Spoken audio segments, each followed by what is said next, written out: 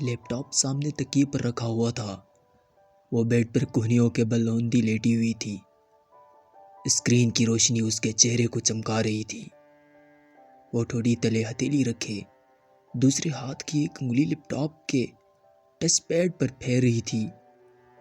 لمبے سیدھے سیاہ بال سائڈ پر پڑے تھے۔ اس کی آنکھیں بھی ویسی ہی تھی، سیاہ بڑی بڑی آنکھیں اور چاندنی جیسی چمکتی، اور چہرہ ملائی کا بنا لگتا تھا، سفید، صاف اور چکنا سا۔ وہ اسی مگن انداز میں اسکرین پر نظریں مرکوز کیے ٹچ پیڈ پر انگلی پھیر رہی تھی۔ ایک کلک کے بعد کوئی صفحہ کھلا تو اس کی متحرک انگلی رک گئی۔ اسکرین پر جمی آنکھوں میں ذرا تفکر ابھرا اور پھر بے چینی۔ اس نے جلدی جلدی 2-3 بٹن دبائے۔ لوڈنگ۔ اگلے صفحے کے لوڈ ہونے کی انتظار کرتے ہوئے اسی مضطرب انداز میں اس نے انگلی سے چہرے کی دائیں طرف سے پھسلتی لٹیں پیچھے کی۔ چند سیکنڈ میں صفحہ لوڈ ہو گیا۔ وہ بے چین ہو کر چہرہ اسکرین کے قریب لائی تو اس کے بالوں کی چند لٹیں پھسل کر پھر چہرے کے سامنے آ گئی۔ جیسے جیسے وہ پڑھتی گئی اس کی آنکھیں حیرت سے پھیلتی گئی، لب ذرا سے کھل گئے اور پورا وجود بے چینی میں ڈوب گیا۔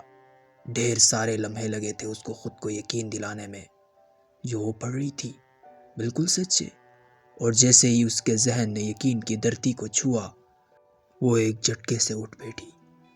اس کا فون سائیڈ ٹیبل پر رکھا ہوا تھا۔ اس نے ہاتھ بڑھا کر سیل اٹھایا اور جلدی جلدی کوئی نمبر ڈائل کیا۔ رات کی مقدس خاموشی میں بٹنوں کی آواز نے ذرا ارتعاش پیدا کیا۔ اس نے فون کان سے لگایا، دوسری طرف بیل جا رہی تھی۔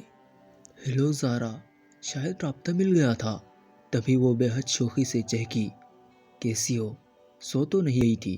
دوسری طرف اس کی دوست کچھ کہہ رہی تھی۔ وہ لمحے بھر کو سننے کے لیے رکی اور پھر ہنس دی۔ ساری باتیں چھوڑو، میرے پاس جو بڑی خبر ہے وہ سنو۔ اس نے عادتاً اپنے بالوں کی لٹ کو انگلی پر لپٹتے ہوئے کہا۔ تم یقین نہیں کرو گی، میں جانتی ہوں۔ ارے نہیں یار، دلاور بھائی کی شادی کے بارے میں نہیں ہے۔ دوسری طرف زارا نے کچھ کہا تو اس نے فوراً تردید کی، بلکہ تم ایسا کرو، گیس کرو میں تمہیں کیا بتانے والی ہوں۔ اس نے ایک ہاتھ سے لیپ ٹاپ سائڈ پر کیا اور تکیہ نکال کر بیڈ کراؤن سے ٹیک لگا کر کہا۔ پھر اس نے ٹیک لگا کر پاؤں سیدھے کر لیے، ساتھ ساتھ وہ زارا کے اندازوں کی تردید بھی کیے جا رہی تھی۔ نہیں، بالکل نہیں، ایسا تو بالکل بھی نہیں۔ ارے میری شادی بھی نہیں ہو رہی، جی نہیں، ارم کی بھی نہیں ہو رہی۔ سیریسلی زارا، تمہاری سوچ بس یہیں تک ہے؟ اب کان کھول کر سنو تم۔ وہ اسکالرشپ پروگرام یاد ہے جس کے لیے ہم نے اپلائی کیا تھا؟ Can you believe it Zara, European union نے مجھے اسکالرشپ کے لیے سلیکٹ کیا ہے۔ دوسری جانب زارا اتنی زور سے چیخی کہ موبائل کا اسپیکر بند ہونے کے باوجود بھی اس کی چیخ پورے کمرے میں گونجی تھی۔ بالکل سچ کہہ رہی ہوں زارا، ابھی 15 منٹ پہلے مجھے یونیورسٹی کی میل ملی ہے۔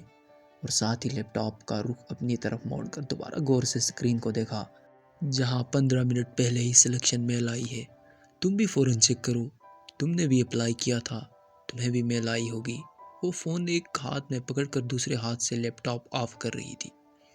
لیپ ٹاپ کی اسکرین پر اندھیرا ہوا تو اس نے ہاتھ بڑھا کر اسکرین کو بند کیا اور سائیڈ ٹیبل پر رکھ دیا۔ میں نے سبانجی کو نیٹ پر دیکھا ہے، بہت ہی خوبصورت یونیورسٹی ہے، مگر وہ تھوڑی دیر کو خاموش ہو گئی۔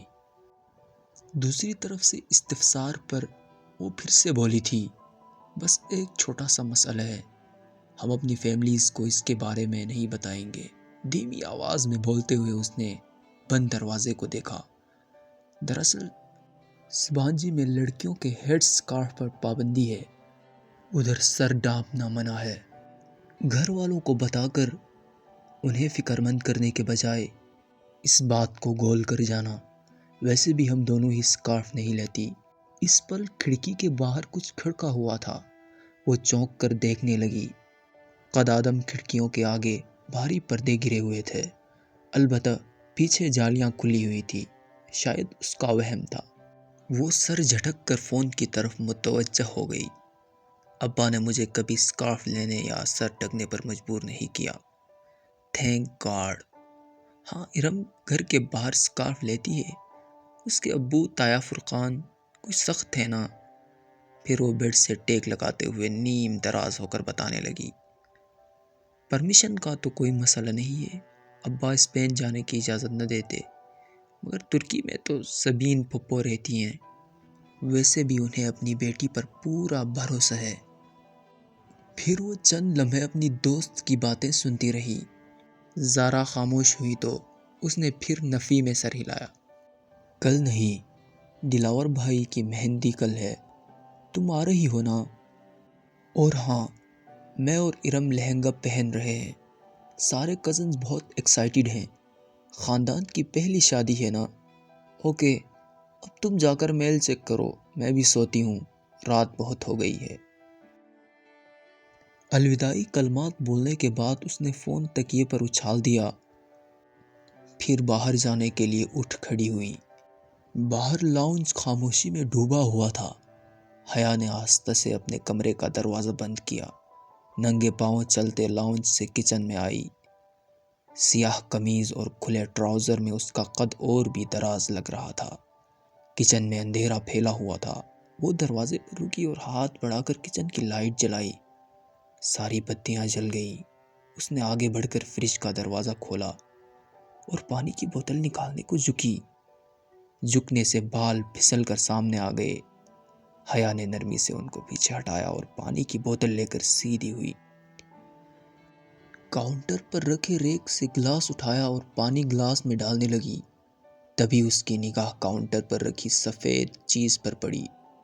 وہ جیسے چونک اٹھی، بوتل وہیں رکھ کر آگے آئی۔ وہ سفید آدھ کھلے گلاب تھے، ساتھ ایک سفید لفافہ بھی تھا۔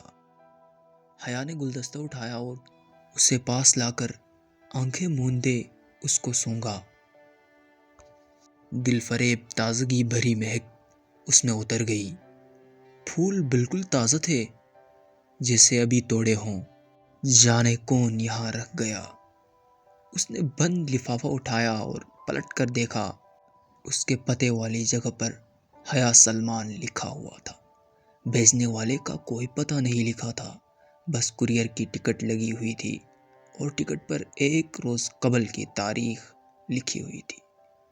اس کو تو کبھی کسی نے یوں پھول نہیں بھیجے، یہ کیا معاملہ تھا؟ الجھتے ہوئے حیا نے لفافہ چاک کیا۔ اس میں ایک موٹا کاغذ تھا۔ اس نے 2 انگلیاں ڈال کر کاغذ باہر نکالا۔ سفید کاغذ بالکل صاف تھا، نہ کوئی لکیر نہ ڈیزائن، بس اس کے وسط میں 2 لفظ لکھے ہوئے تھے، ویلکم ٹو سبانسی۔